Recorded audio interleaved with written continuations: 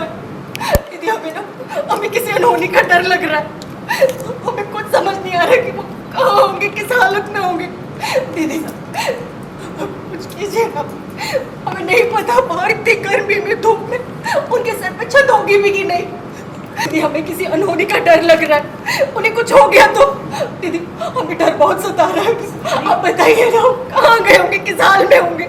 दीदी हमें कुछ समझ नहीं आ रहा, इतनी गर्मी में उनके सर पे छत होगी भी कि नहीं होगी, उन्हें कुछ हो गया तो। दीदी बस सावित्री बस शांत हो जाओ, शांत हो जाओ। हमारी बात ध्यान से सुनो सावित्री, शांत हो जाओ। हमें सच में नहीं पता कि योगेश कहाँ है, किस हाल में है। अगर इस बारे में कोई जानता है तो वो सिर्फ एक ही इंसान है।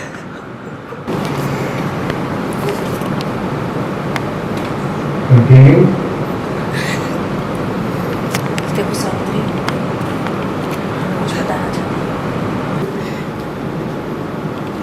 सावित्री, हम तुम्हें एक बात बताना चाहते हैं।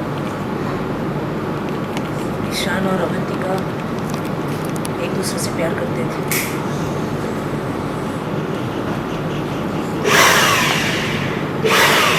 वो दोनों एक दूसरे से शादी करना चाहते थे, लेकिन ईशान के बदले अवंतिका की शादी राघव से हो गई।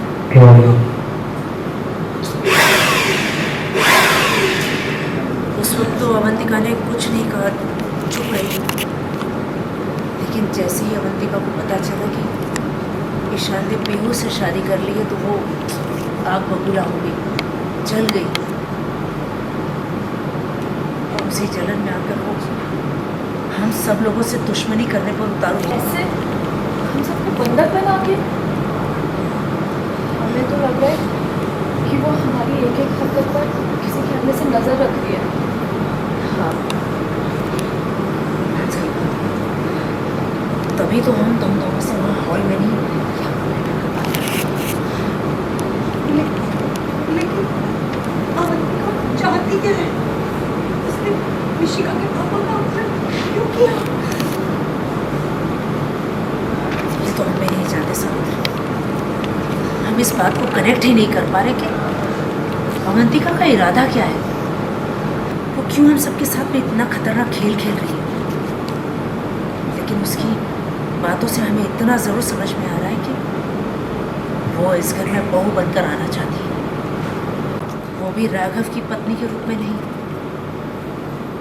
बल्कि ईशान की विधवा के रूप में। हाँ, वो चाहती है कि हम पीहू के बदले उसे ईशान की विधवा माने। वो चाहती है कि हम पीहू को यहाँ नर्क यातना दें, और उसे उसकी जीत इसी में दिखाई देती है। लेकिन दीदी इसमें हमारे राघव का क्या कसूर? वो तो दिन रात सुबह शाम अवंतिका का नाम ही लेता है। ना उसे अपनी खबर है, ना अपने पापा की। दिन रात नशे पे डूबा रहता है वो। सावित्री, सावित्री सुनो हमारी बात। अवंतिका ने कहा है कि वो इस घर में वापस आ रही है। के लिए हमें टीम की तरह काम करना होगा।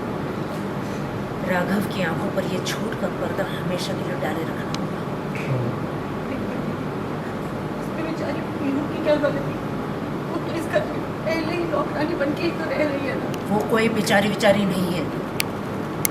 पहले हमारा बेटा गया, फिर तुम्हारा पति, सब उसी की वजह से गए। अब ना चाहते हुए भी हमें उस अवंतिका के इशारों पर नाचना पड़ेगा। और हम सबकी भलाई भी इसी में है।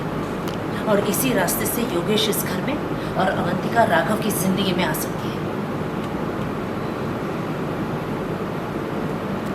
तुम दोनों दोगे हमारा साथ?